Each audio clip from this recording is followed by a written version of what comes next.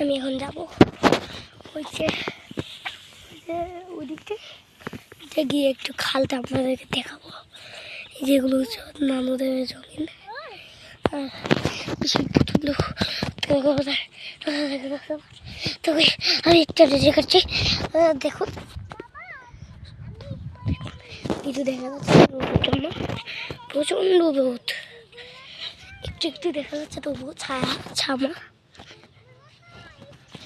একটু আমি একটু ছামায় যাইতে হবে, একটু ছামায় যাচ্ছি প্রায় দেখানোর জন্য ঠিক করে সুন্দর করে দেখানো হচ্ছে না বলে আমরা ছামায় চলে আসছি।